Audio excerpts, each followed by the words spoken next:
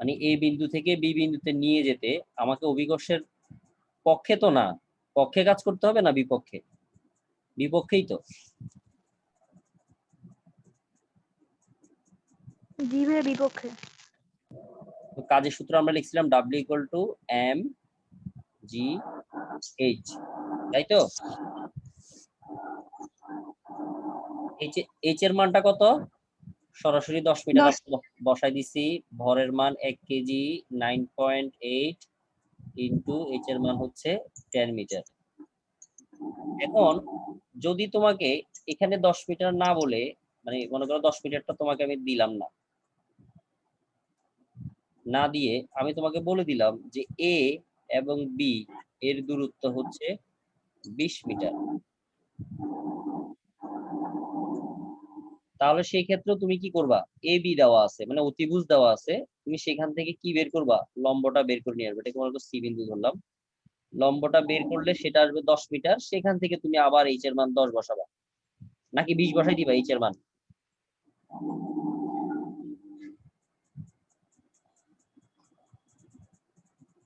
কথা কি একটু পর্যন্ত বুঝা গেছে? জি ভাইয়া। এখন অনেক সময় অনেক জায়গায় অনেকে এই অঙ্কটা দিয়ে, এই সূত্রটা দিয়ে এই অঙ্কটা করতে চায়। কোনটা? F S cos theta. এই সূত্রটা দিয়ে তুমি অঙ্ক করতে চাও, বা অনেকে এই সূত্রটা দিয়ে তোমাকে বুঝাইতে চাইবে, বলবে যে তুমি W equal two F S cos theta দিয়ে সূত্রটা আমাকে করে দেখাও যে সেটা 98.8 আসে কিনা। এখন তুমি যখন এটা দেখাইতে যাবা তখন তোমার কিছু প্রবলেম তৈরি হবে। যেমন প্রথম প্রবলেমটা হচ্ছে, মানে আমি তোমাদেরকে জিজ্ঞেস করতেছি, সেটা হচ্ছে বলের জায়গায় আমরা কি বসাবো? এমজি। বলের জায়গায় বসাবো আমরা এমজি, ঠিক আছে। কেন? কারণ এটা হচ্ছে অভিকর্ষ বলের বিপক্ষে, তার মানে বলটা ব্যবহার হচ্ছে কোন বল? অভিকর্ষ বল। এখন চিত্রে অভিকর্ষ বল সর্বদা কাজ করে কোন দিকে? লম্ব বরাবর নিচের দিকে। কার মাইক অন করা? ওখান থেকে কন্টিনিউয়াস আওয়াজ আসতেছে। তাহলে এমজি এমজি কাজ করতেছে লম্ব বরাবর নিচের দিকে, যেটাকে আমরা এখানে এফ বলে কনসিডার করতেছি। এবার বল কাজ করতেছে, যেহেতু অভিকর্ষ বল স্বাভাবিকভাবেই লম্বভাবে কাজ করবে। এখন সরণ কোন দিকে হইছে? এ বি বরাবর না? এ থেকে বি বরাবর না সরণ? জি স্যার। সরণের মান কত বলছি আমি তোমাকে? এ বি এর মান বলে দেওয়া আছে 20 মিটার। তাহলে সরণের জায়গায় আমি আপাতত এসই লিখলাম, যে এস এর মান হচ্ছে 20 মিটার, সাথে কস দিলাম। এবার আসো, বল এবং সরণের অন্তর্ভুক্ত কোণ কত হবে বলে তুমি মনে করো?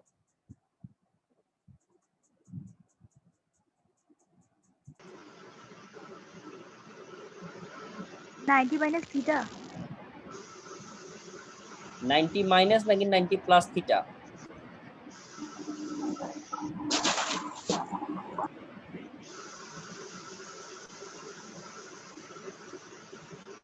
এখানে তো 90 প্লাস থিটা মনে হয়। হ্যাঁ, এখানে হবে 90 প্লাস থিটা, এই কোণটা হচ্ছে 90। তাহলে মধ্যবর্তী কোণ হয়ে যাচ্ছে 90 প্লাস থিটা, অর্থাৎ মানে 30। তাহলে টোটাল কোণ কত হয়ে গেল? 120 ডিগ্রি। তাহলে এখন যদি তুমি সকল মান বসাও, এম এর মান বসাও 9.8 বসাও, এস বলতে 20 বসাও, সাথে কস 120 বসাও, তাহলে দেখো অ্যান্সার বরাবর 98 আসবে, শুধু সামনে একটা মাইনাস আসবে। আসছে কিনা দেখো। জি ভাইয়া আসছে। তাহলে সামনে যে মাইনাসটা আসছে, এই দ্বারা আমরা কি বুঝলাম? কেন আসে সামনে মাইনাস, মনে আছে? বলের দ্বারা না বিরুদ্ধে হইলে মাইনাস আসে? বিরুদ্ধে হইলে। বিরুদ্ধে। এখন এটা আমি তোমাদেরকে কেন দেখাইছি? আমরা তো W equal to M G H দিয়ে করতে পারি। এটা কেন দেখাইছি? কারণ হচ্ছে তুমি কোথাও কোথাও একটা ভুল জিনিস শিখবা। সেই ভুল জিনিসটা হচ্ছে এখানে যে কোণ, মাঝখানে যে কোণটার কথা বলতেছি, এই কোণটা অনেকে শুধুমাত্র 30 বসাই দেয়। ওই যে 30 দেওয়া আছে, কি জন্য বসাও সেটা তুমি ছাড়া কেউ জানে না, কিন্তু তারপরও তুমি এই ভুলটা করে ফেলো। তুমি যদি 60 বসাও তাও মেনে নেওয়া যায়, বাট সঠিক হয় না। মানে 90 প্লাস 30 পরিবর্তে, মানে 120 এর পরিবর্তে তুমি যদি 60 বসাও তাও মেনে নেওয়া যায়, মানে সরি, মানে অঙ্ক হয়েছে বলে ধরে নেওয়া যায়, বাট কিন্তু এটা কারেক্ট হয় না। তাহলে একদম এক্সাক্ট কারেক্ট যদি আমরা বলি তখন হবে কত, 120 ডিগ্রি। এটা যেন তোমার, এই ধারণাটা যেন তোমার কখনো ভুল না হয়, এই কারণে এই অঙ্কটা করে দেওয়া। আশা করি বুঝতে পারছো। ভাইয়া কোন 90 ব্যাপারটা plus বুঝলাম না। হ্যাঁ 90 প্লাস থিটা কেন? আরেকবার বলো, কাজ কেন হয়েছে এটা আরেকবার একটু বলেন। প্লাস কেন হয়েছে 90+30? জি জি ভাইয়া। কারণ বল, যেটা বল, থিটা মানে থিটা কার কার মধ্যবর্তী কোণ, বল এবং সরণের না। এখন তুমি যে কাজটা করতেছো এ বিন্দু থেকে বি বিন্দুতে নিয়ে যাচ্ছ, এখানে তুমি কি করতেছো, এখানে অভিকর্ষ বলের বিরুদ্ধে নিচ্ছ। তাহলে অভিকর্ষ বল কাজ করে কোন দিকে, এই যে চিত্রে দেখো, লম্ব বরাবর নিচের দিকে কাজ করে। আর এসি যে বাহুটা দেখতে পাচ্ছ তুমি, এসি, এটা হচ্ছে ভূমি। তাহলে ভূমির সাথে লম্ব হইলে এই কোণটা 90 না, এই যে এই কোণটা, জি তাহলে 90, এটা হচ্ছে, তাহলে বল হচ্ছে নিচের দিকে, এটা হচ্ছে 90, আর সরণ হচ্ছে এবি বরাবর, এস সরণ তুমি এ থেকে বি তে নিয়ে যাচ্ছ, যেটা হচ্ছে 20 মিটার। তাহলে বল এবং সরণের মাঝখানে কোন এই পুরোটা না, জি ভাইয়া। তাহলে 90+30 হবে না? জি বুঝছি ভাই। আর সাথে সামনে মাইনাস আসাতে তুমি আরেকটা জিনিস কনফার্ম হয়ে যেতে পারলা, সেটা কি, যে কাজটা বিপক্ষেই হয়েছে, মোটামুটি আমরা কনফার্ম। এবার আমি একটা কাজ করলাম, কাজটা হচ্ছে আমি তোমাকে আরেকটা তল দিলাম, মনে করো এটাকে আমি একটু এদিকে বর্ধিত করলাম, করে এই পাশ থেকে আমি আরেকটা তল দিলাম তোমাকে। এটাকে মনে করো আমি ডি বিন্দু ধরলাম, সরলরেখা ধরে নাও, হচ্ছে না। আচ্ছা হ্যাঁ, এবার ডি বিন্দুতে সেম একটা বস্তু রাখলাম 1 কেজি ভরের, আগের মতো। এবার ডি থেকে বি তে নিয়ে যাব, ডি থেকে বি বিন্দুতে আসব। আমার কথা কি বুঝতে পারতেছো তোমরা? কথা ক্লিয়ার শোনা যাচ্ছে? জি ভাইয়া। তাহলে এখন ডি বিন্দু থেকে আমি বি বিন্দুতে নিয়ে যেতে হলে অভিকর্ষের বিপক্ষে কি পরিমাণ কাজ করতে হবে? বস্তুর ভর 1 কেজি, মানে আগের বস্তুটা কি, আমি তোমাদেরকে জিজ্ঞেস করলাম কি পরিমাণ কাজ করতে হবে।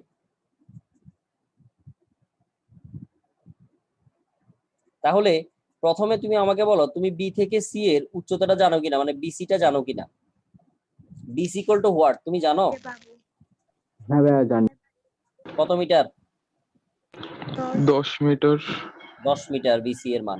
তাহলে বিসি কে কি আমরা এইচ বলতে পারি না, উচ্চতা? ভূমি থেকে, ভূমি থেকে, এটা পুরোটা হচ্ছে ভূমি, ভূমি থেকে বি বিন্দুটা কত উচ্চতায় আছে সেটাকে আমরা বলতে পারি 10 মিটার। তাহলে তুমি যখন এ থেকে বি তে নিয়ে যাচ্ছ তখন বস্তুটা কত উচ্চতায় উঠছে, বেসিক্যালি 10 মিটার। তাহলে যদি আমরা অভিকর্ষের বিপক্ষে বা পক্ষে কাজের সূত্র লিখি W equal to M G H, তাহলে এইচ এর জায়গায় আমি আসলে কত বসাচ্ছি, 10 মিটারই বসাচ্ছি। এম এর মান 1 কেজি, ওগুলো তো ঠিকই আছে। এখন যখন তুমি ডি বিন্দু থেকে বি বিন্দুতে নিয়ে যাচ্ছ, তাও তো তুমি ভূমি থেকে কত উচ্চতায় উঠাচ্ছ? এই সূত্রটা।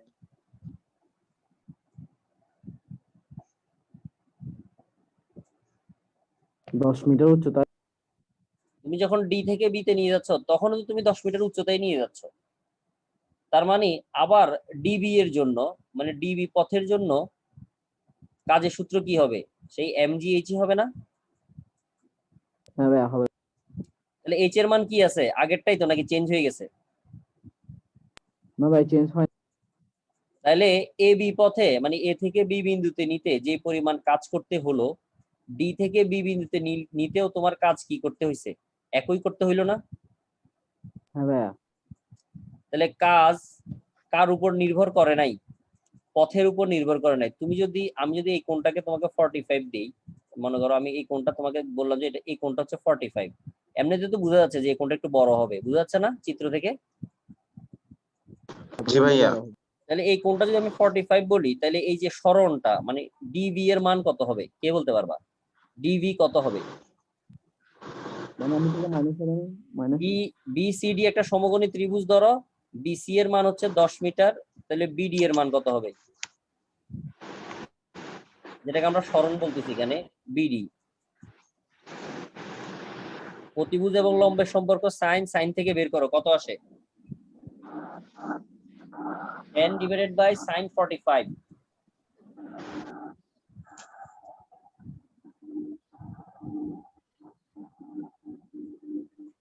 চোদ্দ দশমিক 14। 14.14।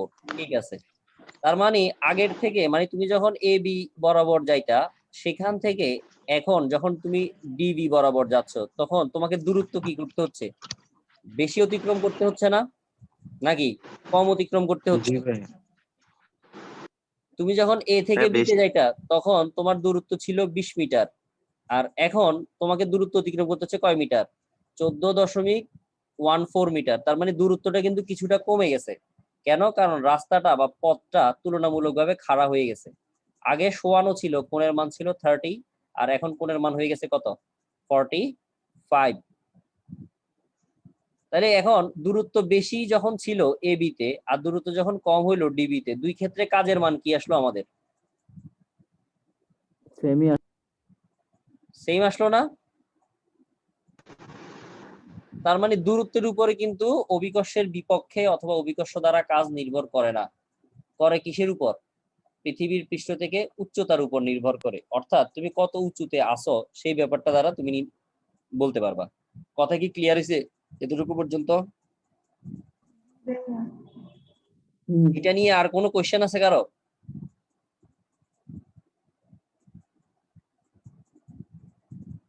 নাই। তাহলে এবার আমি কোশ্চেন করি, সেটা হচ্ছে আমি তোমাকে বললাম এবার যে তুমি বিডি এবং এ বি এই দুইটা পথের মধ্যে কোন পথটা বেছে নিবা বি বিন্দুতে ওঠার জন্য? আমি তোমাকে প্রশ্ন করলাম, এবং যদি বেছে নাও তাহলে কেন বেছে নিবা? দূরত্ব কম বলে। প্রশ্নটা কি বুঝতে পারছো? আমি প্রশ্নটা আরেকবার করতেছি, বলতেছি তুমি বিডি পথ এবং এ বি পথের মধ্যে কোন পথটা সিলেক্ট করবা কোথায় যাওয়ার জন্য? বি বিন্দুতে পৌঁছানোর জন্য। কাজ তো সমানই, তাহলে যে কোনো একটা নিলেই হবে না? এখানে কাজের মান কিন্তু সমান। আবার তুমি তোমার লজিক দাও, সমস্যা নাই, ভুল হইলে ভুল হোক, ভুল হলে তুমি বুঝাইতে হবে। হ্যাঁ ভাইয়া বিডি পথ। আচ্ছা, একজন বলছো বিডি, এরপরে এবি। এ বি, আর কেউ আছো? হ্যাঁ এবি পথে। এখন যারা প্রথমে বিডি বলছো তারা আমাকে বলো তুমি কেন বিডি এর কথা বলছো, মানে কি বুঝে বলছো যে বিডি তে গেলে সহজ হবে? ভাইয়া ওই রাস্তাটা ছোট যে এর জন্য বলা হয়েছে, আচ্ছা, মানে রাস্তা যাইতে ছোট কম মানে টাইম লাগবে বা। দৈর্ঘ্য কম বিধায় সে বলতে পারছে। হ্যাঁ। আচ্ছা, এ বি এর কথা বলো। এ বি যারা বলছো যে এ বি তে যাওয়া সহজ, অভিকর্ষের টান কম থাকবে। হ্যাঁ অভিকর্ষের টান কম থাকবে। সেটা তুমি কিভাবে বুঝছো? এর দূরত্ব বেশি আর ফ্ল্যাট বেশি, কোণের মান ফ্ল্যাট কম। ফ্ল্যাট। আচ্ছা, সঠিক উত্তর হচ্ছে এ বি পথে যাইতে আমাদের সুবিধা বেশি। যদি বলি কেন, তার কারণ হচ্ছে আনত তলের হিসাবটা তখন আসবে। আনত তলের উপরে অবস্থিত যে কোনো বস্তু উপর একটা বল কাজ করে যেটা নিচের দিকে, যেটাকে আমরা নাম দিয়েছিলাম mg sin থিটা, মনে আছে নি? জি ভাইয়া। mg sin থিটা কি করে? আমাদেরকে কি উপরে উঠতে সাহায্য করে নাকি আমাদের ক্ষতি করে? ক্ষতি করে। তার মানে আমাদেরকে উপরের দিকে যখন আমরা উঠতে চাইবো, সে ওই তল বরাবর নিচের দিকে আমাদেরকে ধরে রাখতে চাইবে, মানে আমাদেরকে উঠতে সে বাধা দিবে। তল বরাবরই কিন্তু হবে, মানে তলের সমান্তরালে হবে। তলটা যেভাবে থাকুক তলের সমান্তরালে সে আমাদের নিচের দিকে ধরে রাখবে, টেনে ধরে রাখার মতো একটা অবস্থা তৈরি করবে আর কি। তাহলে mg sin থিটা কার জন্য বেশি হচ্ছে, মানে কোন পথে mg sin থিটার মান বেশি? যেই পথে mg sin থিটা বেশি সেই পথে তোমাকে ধরে রাখবে বেশি, তোমাকে উঠতে কষ্ট বেশি করতে হবে। কাজের মান একই, বাট সেটাকে আমরা কি বলবো, কষ্টের পরিমাণটা একটু বেশি হবে আর কি। তাহলে mg এর মান তো পরিবর্তন হয় নাই দুই পথের ভিতরে কোনো পথেই, পরিবর্তন হয়েছে কার মান? থিটার মান। তাহলে sin 45 এর মান বড় নাকি sin 30 এর মান বড়? sin 45। তার মানে কোন পথে উঠতে কষ্ট বেশি? যেখানে এই বলের মান বেশি হবে। তার মানে বিডি তে আমাদের কষ্ট বেশি, আর এবি তে কষ্ট মানে বলের মান কি হবে? কম হবে। ক্লিয়ার কথা? তাহলে এইখান থেকে বা এই চিত্রটা থেকে আমি তোমাকে দুই ধরনের প্রশ্ন দিতে পারি, মানে যদি উদ্দীপক আকারে দেই, প্রথম প্রশ্নটা আমি বললাম যে দুইজন ব্যক্তি, একজন ডি বিন্দু থেকে এবং অপর আরেকজন এ বিন্দু থেকে রওনা দিল এবং দুজনই বি বিন্দুতে পৌঁছালো। ঠিক আছে, এই কথা কি বুঝতে পারতেছো? মানে শুনতে পাচ্ছ কিনা? জি ভাইয়া বলেন। প্রশ্নটা করলাম যে দুইজন ব্যক্তি, একজন ডি তে আছে, একজন বি এ তে আছে। ডি থেকে এ থেকে তারা দুজনকে আমি বি বিন্দুতে পাঠাইলাম, মানে ওই সর্বোচ্চ উচ্চতার যে বিন্দুটা সেখানে পাঠাইলাম। কারণ প্রথম প্রশ্ন হচ্ছে কার জন্য কাজের পরিমাণ কম হবে, কোন ব্যক্তির জন্য কাজের মান কম হবে। তাহলে কারো জন্য কি কাজের মান কম হবে এখানে যদি দুজন ব্যক্তির ভর না। একই থাকে? তোমার অ্যান্সারটা কি হবে তাহলে? কাজের মান দুজনের জন্যই বের করবা এবং লিখে দিবা কি দুজনের জন্য কাজের মান কি আসবে, সমান আসবে। ঠিক আছে, বুঝিনা আবার মানে দুইটার জন্য কাজের মান বের করবা, এ বি এবং বিডি এর জন্য কাজের মান বের করে আলাদা আলাদা ভাবে বলবা আর কি, যেহেতু কাজের মান সমান আসবে তাহলে বলবা দুজনের কেউ কম কেউ বেশি না, দুজনের জন্য কাজের মান কি আসবে, সমান আসবে। এরপরে প্রশ্ন করলাম যদি তোমাকে বলি যে বিডি আর এ বি এর ভিতরে একটা পদ বেছে নাও, তুমি কোন পদটা বেছে নিবা এবং কেন? উত্তরের সপক্ষে যুক্তি দাও। তখন তোমার এই এ এম জি সাইন থিটার যুক্তিটা তোমাকে দিতে হবে। বুঝছো? জি ভাইয়া বুঝতে পারছি। মানে এম জি সাইন থিটার কথাটা তোমাকে বলে দিতে হবে যে এম জি সাইন থিটা এই কারণে এই ঘটনা ঘটাইছে, বা এম জি সাইন থিটার কারণে আমার এই পদটা সুবিধা হবে, ওই পদটা অসুবিধা হবে, এবং অবশ্যই চিত্র আঁকতে হবে, নাহলে এম জি সাইন থিটার ব্যাপারটা তুমি দেখাইতে পারবে না। এখানে যা যাবতীয় যা কিছু বলছি এটা নিয়ে কারো কোনো প্রশ্ন থাকলে প্রশ্ন করতে পারো, না হলে আমরা নতুন টপিকসে যাচ্ছি।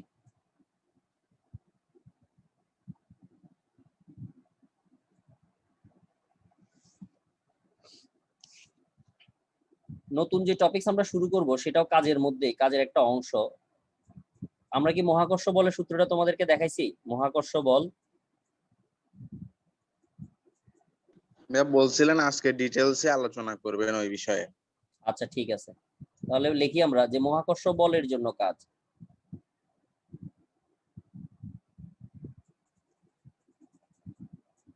আশা করি এখানে যারা আছো সবাই কিন্তু মহাকর্ষ বলটা বোঝো বলে আমি ধরে নিচ্ছি। বোঝো না এমন কেউ আছো? তাহলে আগে মহাকর্ষ বল বুঝাইতে হবে তাহলে, যদি না বুঝে থাকো। জানো না এমন কেউ আছো? নাই তার মানে। তাহলে আমি একদম তারপর প্রথম থেকে একটু করে বলি, সেটা হচ্ছে যে মহাকর্ষ বলের ব্যাপারটা নিয়ে আমাদেরকে মানে জানাইছে কে? বিজ্ঞানী নিউটন। সে দেখাইছে যে মহাবিশ্বের পৃথিবী এবং পৃথিবীর বাইরের আশেপাশে যেখানেই যে বস্তুই থাকুক না কেন মহাবিশ্বের বস্তু বলা হয় সেগুলোকে। মহাবিশ্বের সকল বস্তু একজন আরেকজনকে নিজের দিকে কি করে? আকর্ষণ করে। সেই আকর্ষণকে আমরা কি বল বলি? মহাকর্ষ বল বলি, যার সূত্র আমরা সবাই জানি যে F = G capital M small m divided by r square. এতটুকু কি আমাদের জানা আছে?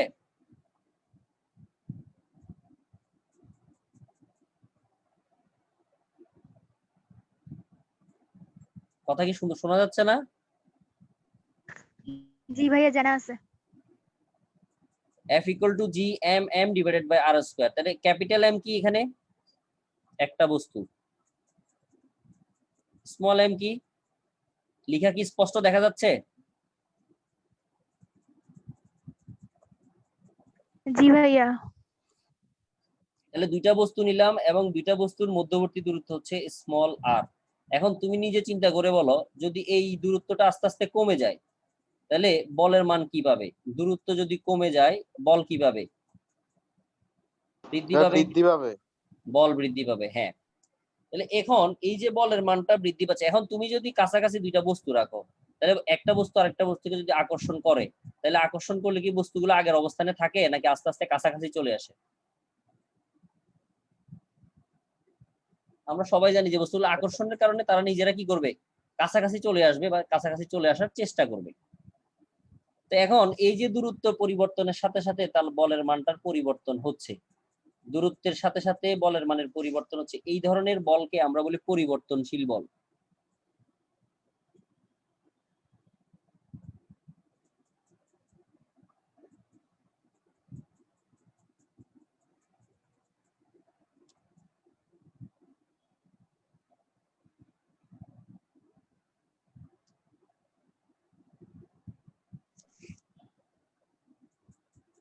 এই কথাটা কি বুঝতে পারছো?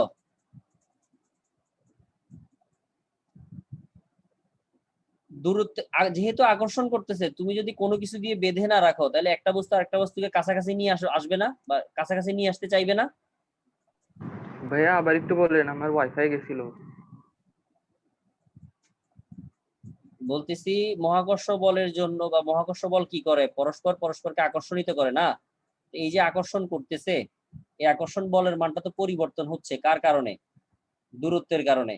এখন আকর্ষণের কারণে তো বস্তুগুলো আস্তে আস্তে কাছে চলে আসতে চাইবে। এই যে কাছে চলে আসতেছে, এই কাছে চলে আসার জন্য কি হবে?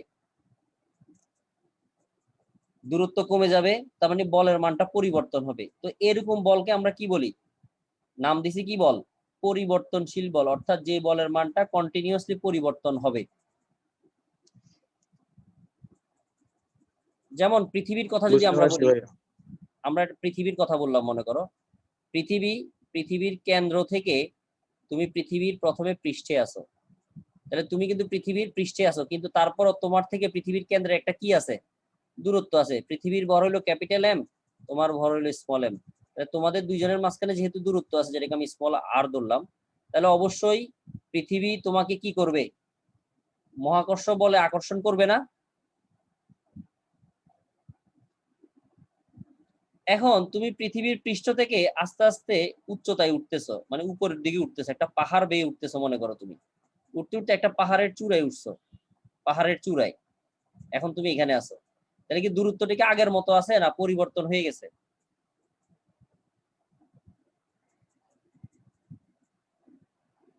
পরিবর্তন হয়েছে।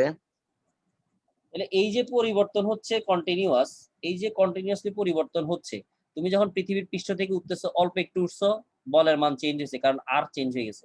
আরেকটু উঠছো আবার চেঞ্জ হয়েছে, আরেকটু উঠছো আবার চেঞ্জ হয়েছে, আরেকটু উঠছো আবার চেঞ্জ হয়েছে। তাহলে প্রত্যেকটা বিন্দুতে তোমার বলের মানটা কেমন হচ্ছে?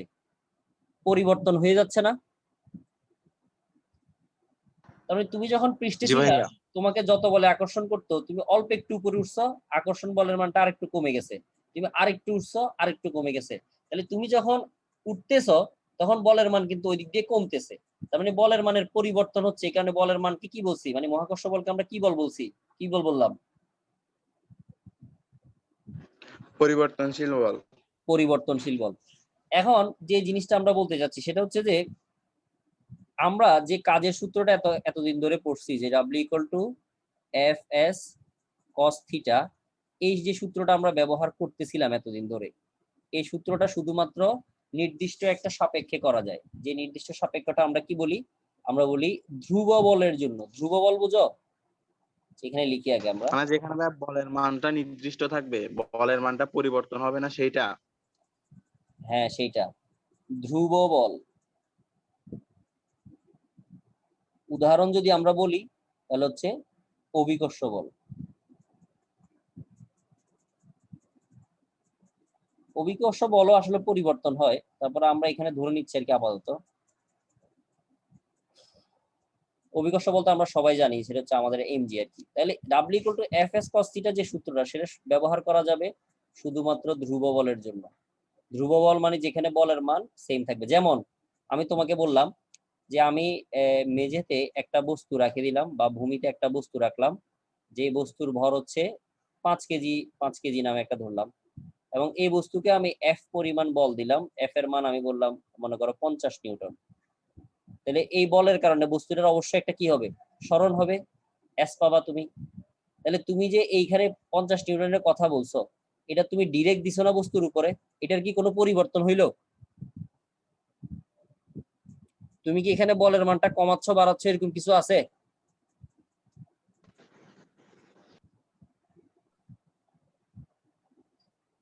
না ভাইয়া।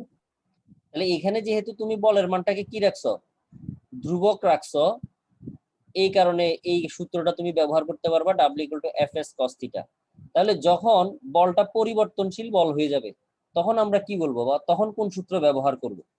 তখন এই সূত্রটা একটু আলাদা, সেটা হচ্ছে যোগজীকরণের মাধ্যমে দেখাইতে হবে। তোমরা কি যোগজীকরণের সূত্রটা জানা আছে? এই যে এই সূত্রটা দেখো তো, যে x⁴n dx, x⁴n কে যোগজীকরণ করলে কি হয় সেটা কি জানা আছে? দেখাইছিলাম না একবার? জি ভাইয়া। কি হবে আরেকবার দেখা দিচ্ছি, দেখো যোগজীকরণ করলে এই সূত্রটা আমাদের এখানে লাগবে। x⁴n কে করলে কি হয়? পাওয়ার 1 বৃদ্ধি পাবে এবং সেই নতুন পাওয়ার দ্বারা আমরা কি করব? ভাগ করব। এরপর থার্ড ব্র্যাকেট ইউজ করব, আর থার্ড ব্র্যাকেটের উপরে হচ্ছে আপার লিমিট এবং নিচে হচ্ছে কি লোয়ার লিমিট ব্যবহার করব। মনে আছে তো? এরপরের কাজ কি? লিমিট বসানোর কাজগুলো আর কি। তো এখানে পরিবর্তনশীল বল দ্বারা যে কাজটা, যোগজীকরণ কেন আসে মনে আছে? কে বলতে পারবো আমরা যোগজীকরণের ব্যাপারটা কেন আনি?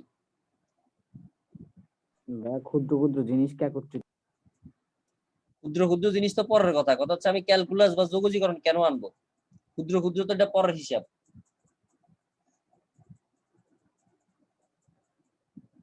যখন আমার চলকটা পরিবর্তনশীল তখন। হ্যাঁ হ্যাঁ, যখন চলমান প্রক্রিয়া হবে, যখন তোমাদেরকে আমি ক্যালকুলাস পড়াইছি আমি বারবার তোমাদেরকে এই কথাটা বলছি যে চলমান প্রক্রিয়ার ক্ষেত্রে কখনো বীজগণিত ব্যবহার করা যায় না, সেখানে আমাদেরকে ক্যালকুলাস আনতে হয়।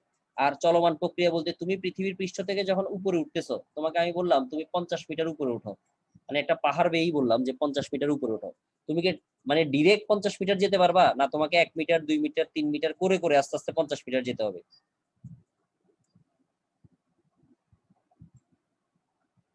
কথা কি বুঝছো কি বলছি?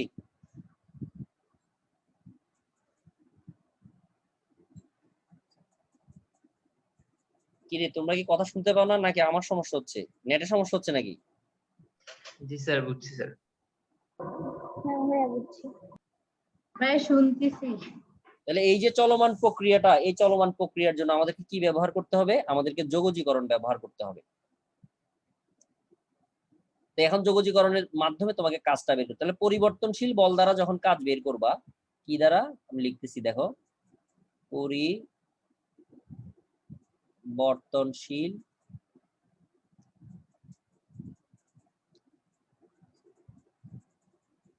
বল দ্বারা কাজ, তখন কাজের সূত্রটা হয়ে যাবে W = summation of F ds ও লিখতে পারো, dr ও লিখতে পারো, দূরত্ব যেটা হবে আর কি। আর r এর মান হচ্ছে আমরা ধরলাম মনে করো r1 থেকে r2, অর্থাৎ তুমি যে অবস্থানের পরিবর্তনটা করাচ্ছ তাকে কোত্থেকে কোথায় নিয়ে যাচ্ছ? তাকে r1 দূরত্ব থেকে কোথায় নিয়ে যাচ্ছ? r2 দূরত্বে নিয়ে যাচ্ছ। তাহলে যোগজীকরণটা কেন আসছে? কারণ f এর মানটা কন্টিনিউয়াস পরিবর্তন হচ্ছে। এখন f এর মান পরিবর্তন হচ্ছে কার কারণে? দূরত্বের কারণে না? জি ভাইয়া। এই কারণে f কে আমরা যোগজীকরণ করতেছি কার সাপেক্ষে? এই যে পাশে দেখো dr লেখা, dr কে আমরা বলি অপেক্ষক, অর্থাৎ r এর সাপেক্ষে আমরা তাকে যোগজীকরণ করব, কারণ r এর পরিবর্তন হলেই শুধুমাত্র f এর পরিবর্তন হয়। তাহলে কিভাবে করব আমরা? করার জন্য আমি একটু নিচে দেখা দিচ্ছি, দেখো প্রথমে আমরা f এর সূত্রটা বসাই দিলাম, মহাকর্ষ বলের সূত্রটা। সেটা কি? G M small m divided by r² into dr, আর সামনে থাকবে যোগজীকরণ সাইনটা r1 r2। এরপরে কি করলাম? করব কাকে? r কে।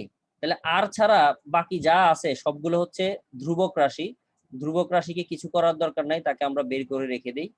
তাহলে 1/r² থাকে, 1/r² কে যদি আমি আর একটু সুন্দরভাবে লিখি তাহলে দাঁড়ায় r⁻²। ঠিক আছে?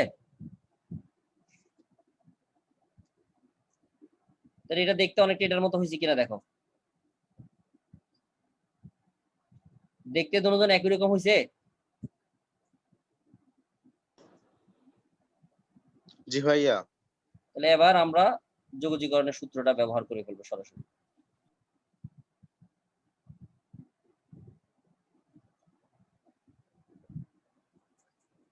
তাহলে সূত্রটা কি দাঁড়াবে আমাদের? G M m, আর ইনভার্স 2, তাহলে সূত্র অনুযায়ী উপরেও কি হবে আর -2 + 1 এক বৃদ্ধি পাবে, মানে এক যোগ হবে, নতুন পাওয়ার দ্বারা ভাগ হবে, নতুন পাওয়ার হয়ে যাবে কত -1। এরপরে উপরে বসাবা আপার লিমিট মানে r2, নিচে বসাবা লোয়ার লিমিট r1।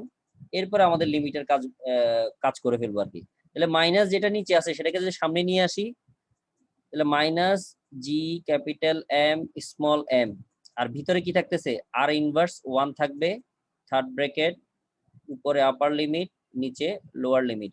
তাহলে লিমিট গুলো যদি আবার বসাই দাও তাহলে কি দাঁড়াচ্ছে দেখো, -G M m, r inverse মানে কি, r ইনভার্স 1 মানে কি 1/r না?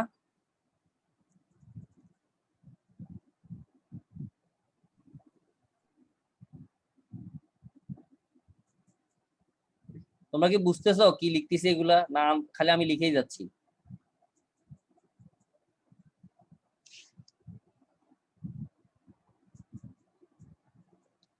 কিরে তোমরা কি আসো না চলে টলে গেছো আমাকে ফেলে, না ভাই আসি তো পাবো না। নাকি ঘুমাই টুমাই গেছো আবার? কথাবার্তা নাই কেন আজকে? আজকে সবাই এরকম নিষ্প্রাণ হয়ে গেছে কেন? বুঝতেছো না কি পড়াচ্ছি? এখন তো চেহারাও দেখা যাচ্ছে না, চেহারা দেখলে তো বলতে পারতাম কে বোঝে কে বোঝে না। চেহারা দেখা গেলে তো আমি শিওর বলে দিতাম যে বোঝো নাই, কিন্তু চেহারাও দেখা যাচ্ছে না, সুতরাং আমি কমেন্টও করতে পারতেছি না। আচ্ছা, যদি অন্তরীকরণ বা যোগজীকরণ তুমি না বোঝো, না বুঝলে সমস্যা নাই, তুমি এটা মনে রাখো, এই যে সূত্রটা, এটাকে আমরা বলি পরিবর্তনশীল বল দ্বারা কাজ। কি দ্বারা? পরিবর্তনশীল বল দ্বারা কাজ। ঠিক আছে, যদি আমি প্রতিপাদনটা তোমাকে করাই দিছি, যদি প্রতিপাদনটা বোঝো তাহলে তো বুঝলা, যদি না বোঝো তাও এমন যে ক্ষতি হবে ব্যাপারটা এমন না, মানে ক্ষতি হবে না তেমন কোনো, বুঝলে ভালো আর কি। আচ্ছা, জুম থেকে বের হয়ে যেতে পারো কিছুক্ষণের মধ্যে, আবার জয়েন দিবা, আরো কিছু কথা। আচ্ছা, পরিবর্তনশীল বল, মহাকর্ষ বল এই সূত্র ছাড়া অন্য কোনো সূত্র দিয়ে করা যাবে না? মানে এটা অন্য কোনো সূত্র নাই আর? দাঁড়াও বলতেছি, আগে আমি তোমাকে আরেকবার বলে দিই। এই যে এখানে যে বক্সটা করলাম আমি, ঠিক আছে, এটা হচ্ছে পরিবর্তনশীল বল দ্বারা কাজের মেইন সূত্র। এখন তুমি যদি বলের জায়গায় মহাকর্ষ বল বোঝাও, তাহলে মহাকর্ষ বলের কারণে কাজ হবে। তুমি যদি এখানে পরিবর্তনশীল বল যে শুধু মহাকর্ষ বল, ব্যাপারটা তো এমন না, আরো আছে, জি ভাইয়া। যেটা আমরা এখানেই পড়বো আর কি। স্প্রিং বল পড়বো আমরা, স্প্রিং বল। তুমি আপনি নিজে চিন্তা করো একটু, একটা স্প্রিংকে যখন তুমি টান দিবা, অল্প একটু প্রসারিত করতে তোমাকে অল্প একটু বল দিতে হবে, বেশি পরিমাণ প্রসারিত করতে বেশি বল দিতে হবে না?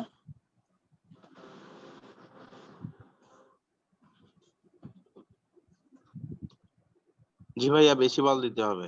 তাহলে এই যে তুমি তাহলে এতক্ষণ ধরে আমরা যা পড়লাম সেখান থেকে আমরা মানে টোটাল 3টা জিনিস জানতে পারলাম। প্রথমটা হচ্ছে ধ্রুব বল দ্বারা কাজ, যেটা হচ্ছে সূত্র হচ্ছে W = F(s)cos θ।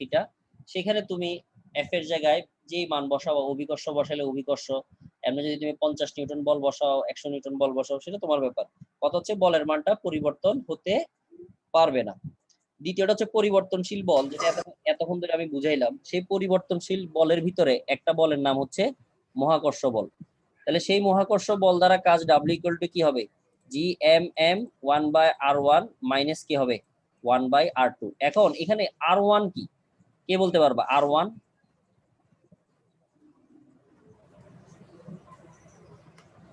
Lower limit.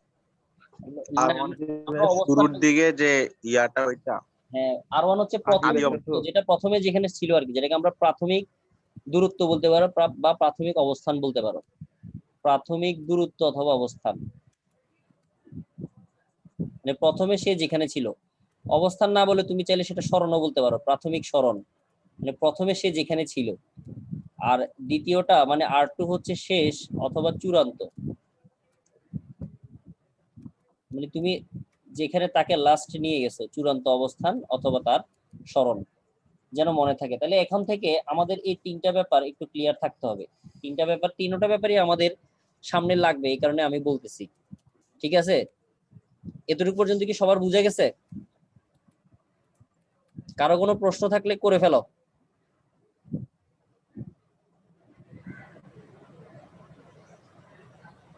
কারো কোনো প্রশ্ন আছে এই বিষয়ে? যা যা বলছি তিনটা ব্যাপার সম্পর্কিত। না ভাইয়া। ভাইয়া 3 নম্বরে মাইনাস চিহ্নটা কোথায় গেছে? যোগজীকরণের সময় তো মাইনাস আসছিল।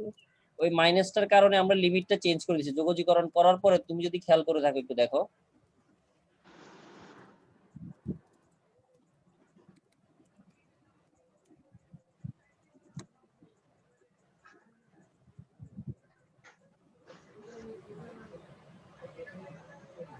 যোগজীকরণের সময় যখন মাইনাস সামনে ছিল তখন লিমিটটা দেখছো প্রথমে R2 ছিল। এই যে দেখো প্রথমে R2 ছিল লাস্টে, কারণ নিয়ম হচ্ছে প্রথমে আপার লিমিট বসানো। এখন মাইনাসটাকে ইয়ে করে আমরা কি করছি, লিমিট গুলা অদল বদল করে ফেলছি আর কি, মাইনাসটাকে ভিতরে প্রবেশ করে দিছি।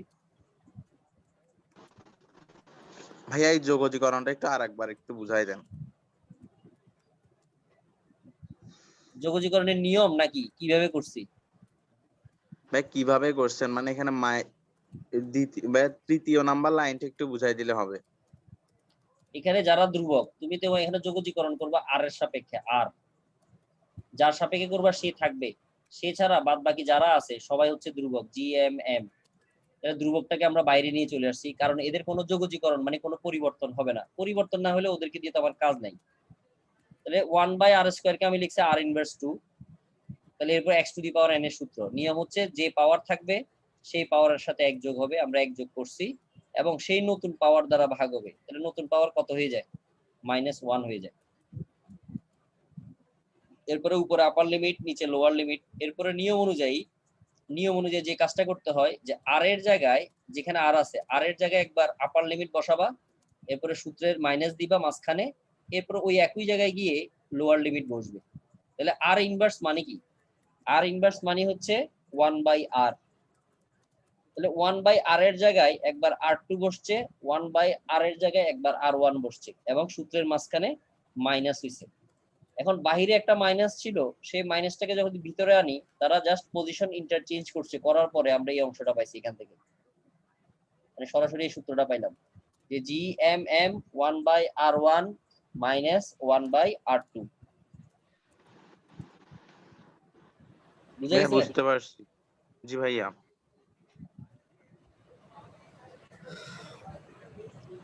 এই হলো আমাদের বিষয় আর কি। আজকে আমরা যা যা পড়লাম এই বিষয়গুলো আশা করি সবাই বুঝতে পারছো। তো এগুলো দিয়ে হয়তোবা এগুলো দিয়ে আমরা নেক্সট ক্লাসে আরো কিছু ব্যাপার দেখবো, কাজের ব্যাপারে আর কি। ঠিক আছে?